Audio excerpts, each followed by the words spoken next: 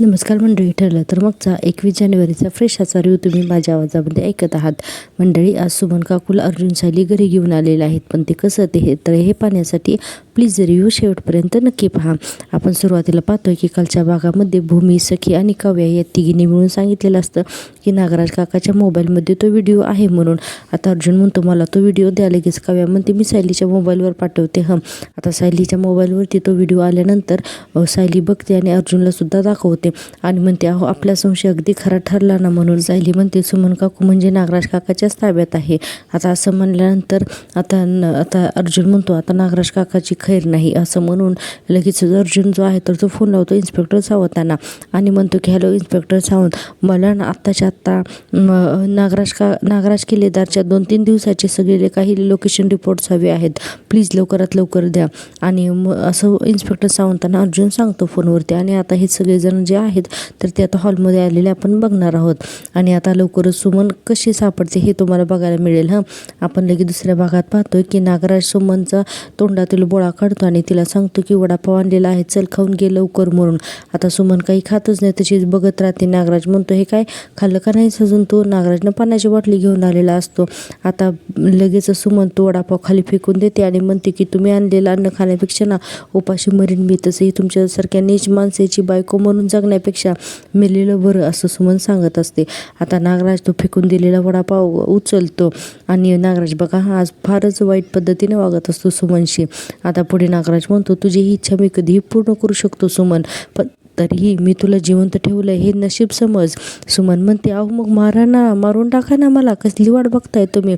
आता नागराज तर म्हणतो की हे तू नाही ठरवायचा, मी ठरवणार असं म्हणून तिच्या तोंडामध्ये अक्षरशः तो वडापाव जो आहे ना तर तो कोंबतो आणि तिला म्हणतो हा जा तुझा शहाणपणा आहे ना सुमन, तो तुला त्रास देतो, बाकी काही नाही. आधी नव्हतीस तू अशी, बाकी मी जे बोलल ते गपचूप तू ऐकायची, डोळे वरती करून सुद्धा तू बघत नव्हतीस, पण तू असं का वागायला लागलीस? आता कोणामुळं वागायला लागलीस हे मला माहिती ना, त्या सुमनमुळे ना, त्या सायलीने तुला प्रतिकार कसा करायचा हे शिकवलं ना, त्याचाच परिणाम आहे हे. असं म्हणल्यानंतर सुमन तो वडापाव तोंडातला फेकून देते अक्षरशः आणि म्हणते हो सायलीने सांगितलं मला, मी शिकले प्रतिकार करायला, त्यामुळेच तर मला तुमचं हे किळसवाणी रूप समजलं ना. तर लगी नागराज तिला म्हणतो गप्प बस, एकदम गप्प बसायचा. आणि आता आपण पाहतो की दुसऱ्या सीन अर्जुन, सायली आणि या तिघीजणी हॉलमध्ये आलेल्या असतात आणि बघतात तर नागराज काका दिसतच नाही. सायली म्हणते अरे नागराज काका कुठे गेला? भूमी म्हणते अहो इथेच तर होते ते. आता अर्जुनच्या लक्षात येतं, तो म्हणतो की सुमन काकूला जिथं ठेवलंय तिथं गेला असेल का नागराज काका? आता असा अर्जुनचा अंदाज असतो आणि तो अंदाज नेमका त्याचा खराच ठरतो.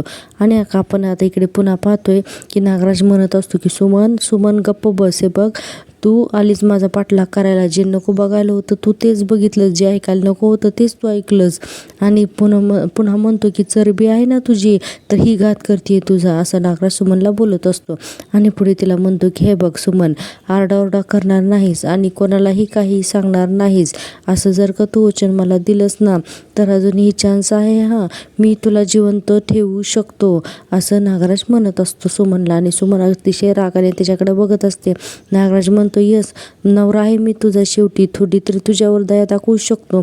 सुमन म्हणते थुंकते मी तुमच्या दयावरती, आता तर मी जगाला सगळ्या ओरडून सांगेन की तुम्ही काय लायकीचे आहात. हे ऐकल्यानंतर तर नागराज खूप संतापतो. सुमन पुढे म्हणते की आता मी गप्प राहून तुमच्या कारस्थानाचा भाग होणार नाहीये. नागराज आणखीन चिडत असतो.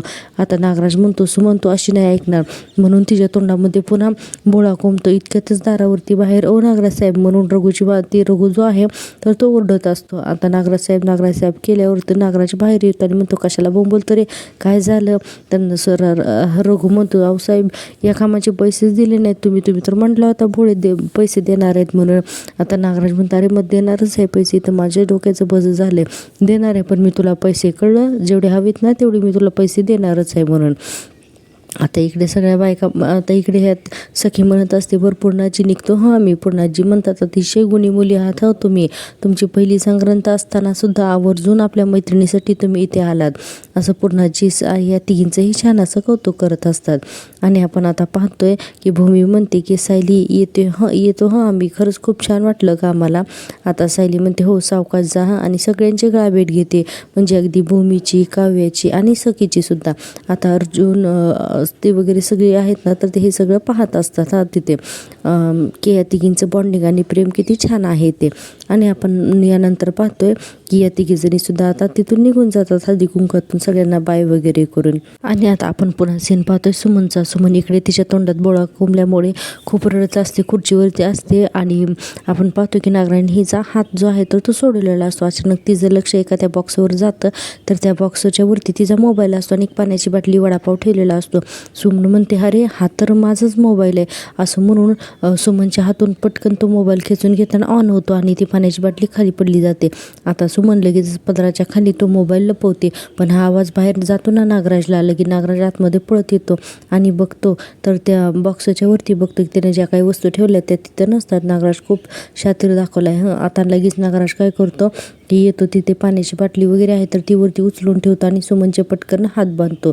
आता हे सगळं तो एकदम सावकाश करतो.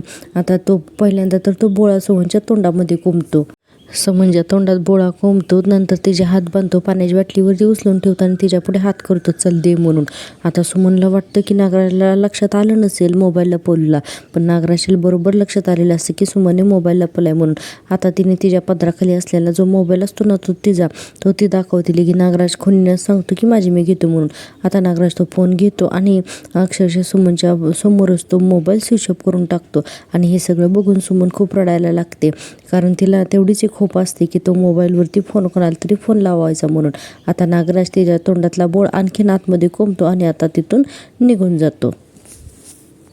आपण इकडे पाहतोय की अर्जुन संक्रांतीच्या कार्यक्रमावरती असतो आणि इतक्यातच त्याला इन्स्पेक्टर सावंतांचा फोन येतो. इन्स्पेक्टर सावंत सांगतात की हॅलो अर्जुन किल्लेदार, सुमन किल्लेदार यांचा फोन थोड्या वेळापूर्वी काहीतरी सेकंदासाठी ऑन झाला होता आणि ते लोकेशन मिळवण्यासाठी आमच्या टीमला काही सेकंदसुद्धा पुरलेत म्हणून. अर्जुन म्हणतो ते लोकेशन मला प्लीज पटकन पाठवू शकाल का? तर सावंत म्हणतात हो मी पाठवतो. आता अर्जुन लगेच सायलीला इशारा करून बोलवून घेतो आणि तिला सांगायला लागतो की इन्स्पेक्टर सावंतांचा फोन आला होता. आता अर्जुन म्हणतो की इन्स्पेक्टर सावंतांचा फोन होता, सुमन काकूचा फोन इतके दिवस बंद होता आणि आता काही वेळापूर्वी काही सेकंदासाठी चालू झाला आणि त्याचं लोकेशन पोलिसांना सापडले. त्याच्यामुळे ना इन्स्पेक्टर सावंत मला लोकेशन लगेचच पाठवतात, तर मी पटकन जाऊन येतो. सायली म्हणते तुम्ही एकट्याने नाही जायचं, मी पण येणार. तर अर्जुन म्हणतो तू येतेस का, घरात फंक्शन चालू आहे. सायली म्हणते संपायला आलं आहे फंक्शन, मागच्या वेळेला तुम्हाला एकट्याला पाठवलं आणि काय झालं बघितलं ना, मी तुम्हाला एकट्याला पाठवणार नाही, मी पण येणार तुमच्यासोबत. अर्जुन म्हणतो ठीक आहे, पण घरात कोणाला काही सांगू नकोस आता सायली म्हणते हो ठीक आहे, 2 मिनिटं थांबा मी लगेच येते असं म्हणून सायली आता तिच्या रूममध्ये जाते आणि तिच्या रूममध्ये जाऊन मोबाईल आणि तिची पर्स वगैरे जे काय आहे तर ते घेऊन येते. आता आपण बघतोय की पर्स घेऊन आल्यानंतर सायली कल्पनाताईंकडे जाते आणि म्हणते की आई मी आता पटकन मार्केटला जाऊन येते. कल्पनाताई म्हणतात अगं पण आता कशाला मार्केटला? त्यावर सायली म्हणते की अहो आई वाण म्हणून देण्यासाठी जी रोपं मी रुजवली होती ना तर ती संपलीत, मी पटकन जाऊन घेऊन येते. कल्पनाताई म्हणतात बरं असू दे, मी पटकन ना विमलला सांगते. सायली ऐकतच नाही नाही नाही नाही मी पटकन जाऊन येते ना असं म्हणते आणि लगेचच बाहेर जाते. आणि आता आपण पाहतोय की अर्जुन सायली गाडीमध्ये बसून निघून जातात. आपण आता दुसरा सीन पाहतोय की प्रिया आणि अश्विनचा. आज प्रिया खरंच छान दिसत आहे.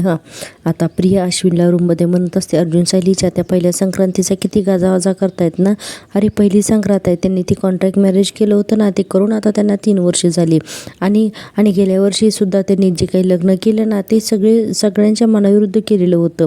आणि पण तुझ्या घरचे सगळे काही सोयीनं विसरले. आता अश्विन म्हणतो माझ्या घरचे का? आता प्रिया म्हणते अरे म्हणजे आपल्या घरचे रे. आणि पुढे म्हणते की अश्विन अरे माझंही त्यांच्यावरती खूप प्रेम आहे रे, म्हणून तर अशा गोष्टी माझ्या मनाला लागतात ना.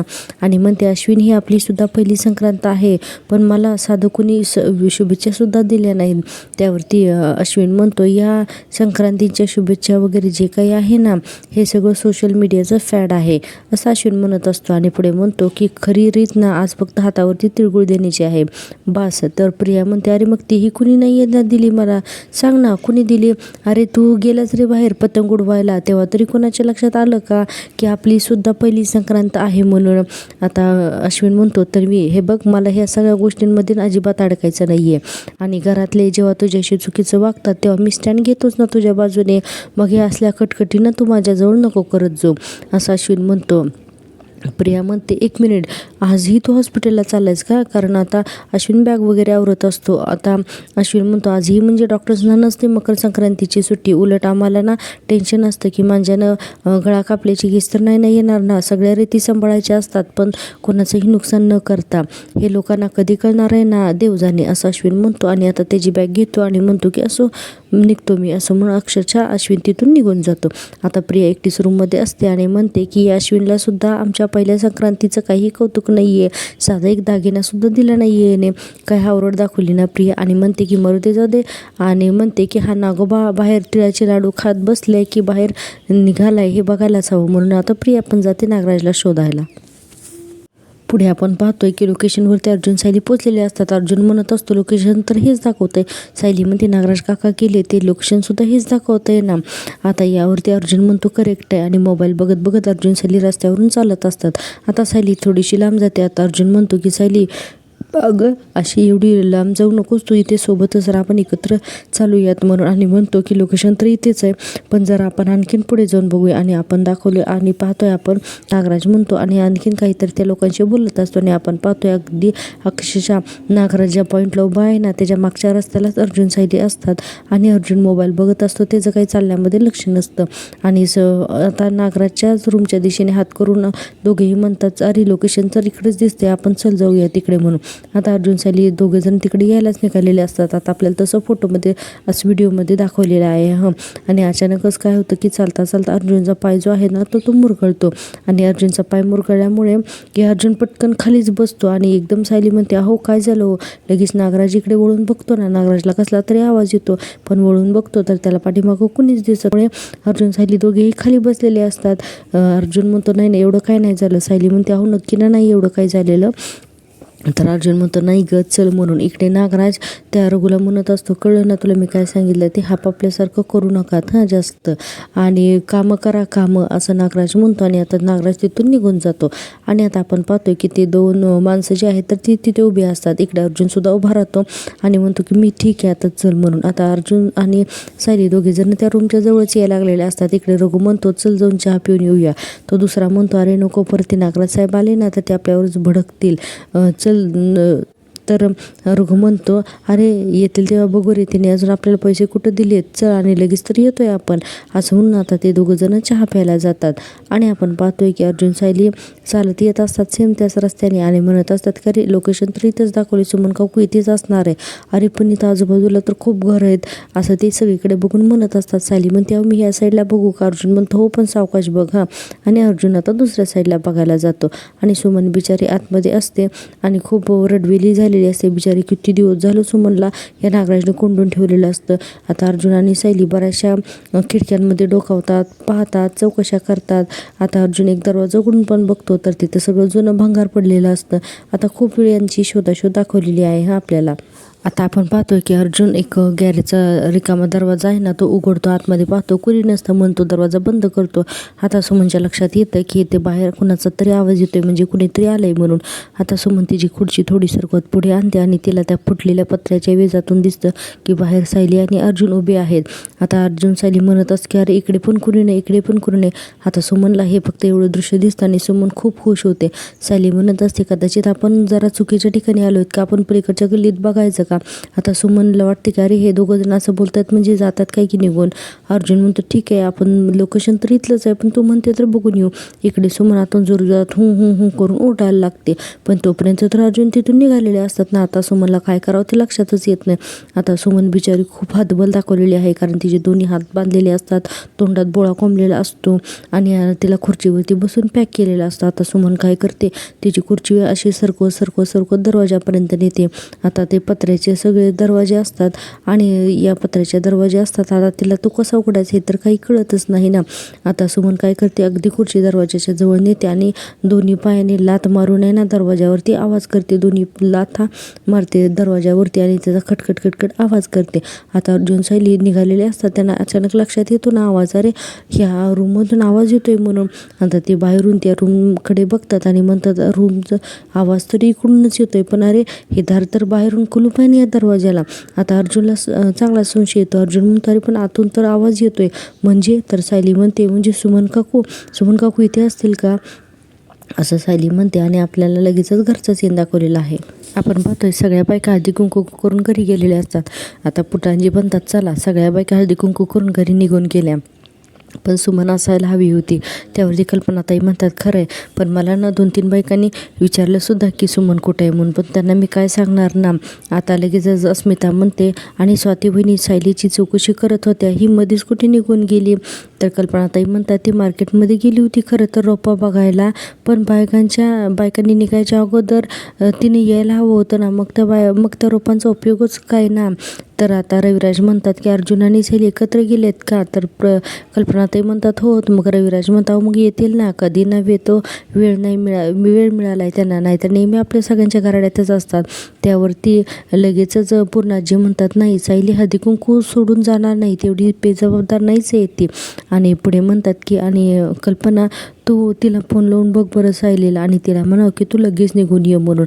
आता कल्पनाताई लगेच सायलीला फोन लावतात, तर फोन काही तिचा लागतच नाही, नॉट रिचेबल लागतो. आता प्रतापराव म्हणतात मी अर्जुनला फोन लावून बघतो. आणि फोन लावतात तर अर्जुनचाही फोन लागत नाही. ते म्हणतात अगं अर्जुनचाही फोन लागत नाही आहे. आणि आपण आता इकडे सीन पाहतोय, अर्जुन आणि सायली त्या घराच्या दरवाजाच्या बाहेर येतात. अर्जुन म्हणतो सुमन काकू, सायलीसुद्धा म्हणते सुमन काकू तुम्ही आतमध्ये आहात का. आता सुमन की तोंडात बोळा असतो, हो हो हो हो करून आवाज करायला लागते. आता अर्जुन आणि सायलीला काहीच कळत नाही. अर्जुन फक्त म्हणतो अगर आतमधून आवाज येतोय म्हणजे सुमन काकू आतच असेल. आता अर्जुन म्हणतो सुमन काकू तू जरा साईडला हो, मी आतमध्ये येतोय, दरवाजा तोडून तू साईडला हो. सुमन लगेच मान हलवते हो हो म्हणून, आणि स्वतःची खुर्ची जी आहे तर ते पाठीमागे घेत असते. आणि आता अर्जुन तो दरवाजा तोडणार असतो. आता सुमनने एकदम खुर्ची तिची बाहेर घेतलेली असते.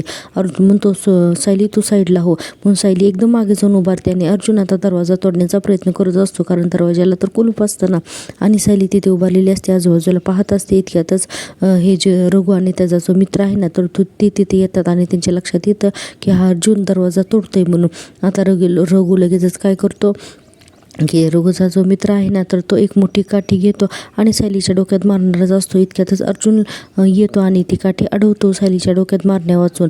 आणि लगेच सायली पण बघते ना की बापरे तिच्या डोक्यात काठी मारणार असतोय तो गुंड. सायली बाजूला सरकते आणि अर्जुन आता त्या दोघांशी पण चांगलीच फाईट करतो. त्या दोघांच्याही पोटात लगेचच लात मारतो आणि दोघांनाही खाली पाडतो. आता ते दोघेही उठतात आणि अर्जुनला मारण्याचा आणि रोखण्याचा खूप प्रयत्न करत असतात. आणि या सगळ्यांची झटापट बराच वेळ दाखवलेली आहे. सायली तिथे उभारून नुसतं बघत असते.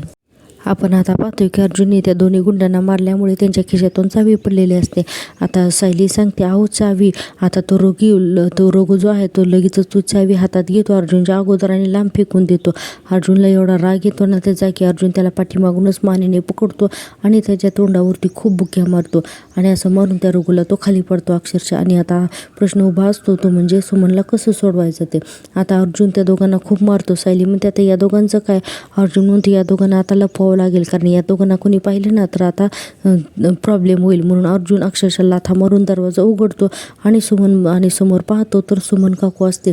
आणि अतिशय भावनिक म्युझिक इथे दाखवलेलं आहे. सायली आणि अर्जुन अतिशय प्रेमाने सुमन काकूकडे बघत असतात, रडवेले झालेले असतात खरं तर सगळेजण. आणि आजचा ठरलं तर मगचा हा भाग इथेच संपलेला आहे. प्रेक्षकांनो, तुम्हाला जर का मी दिलेला रिव्ह्यू आवडत असेल तर प्लीज चॅनल एक सबस्क्राईब करा, कारण चॅनल मॉनिटाईज होण्यासाठी तुमच्या सपोर्टची खूप गरज आहे. आता पुढच्या भागात आपण पाहतोय की सायली सुमनला भेटते आणि तिला म्हणते मला एक सांगा सुमन काकू तुम्हाला इथे कोण घेऊन आलं. तर सुमन रडतच सांगते की आमचे हे मला इथे घेऊन आले म्हणून. आणि अर्जुन फक्त ओरडतो नागराज काका म्हणून. तर सुमन हो म्हणते. प्रिया म्हणते अर्जुन सायली हळदी कुंकाच्या कार्यक्रमातून निघून गेलेत, अजूनही ते परत आले नाहीत असं प्रिया नागराजला सांगते. आता नागराज घाबरतो ना. इतक्यातच अर्जुन सायली दरवाज्यात येतात आणि पूर्णाजी म्हणतात आम्ही तुला किती फोन करत होतोस. आता रविराज म्हणतात कुठे गेला होतात तुम्ही. तर हे दोघेही साईडला सरकतात आणि मध्ये अचानक सुमन उभी असते आणि हे सगळेजण पाहतात ना. आणि एवढंच दाखवलेलं आहे उद्याच्या भागामध्ये. उद्याचा भाग आणखीन डिटेलमध्ये पाहण्यासाठी माझ्यावरची सिरियल या माझ्या पहिल्या यूट्यूब चॅनलला प्लीज सबस्क्राईब करा. आणि हो, प्रत्येक व्हिडिओला लाईक करत जावं प्रेक्षकांनो. तुम्ही लाईकच करत नाही, त्यामुळे मला ना मोटिवेट मिळायला हवं ना छान असा रिव्ह्यू देण्यासाठी. भेटूया उद्याच्या भागात. तोपर्यंत टेक केअर, बाय बाय. भेटूया उद्याच्या भागात.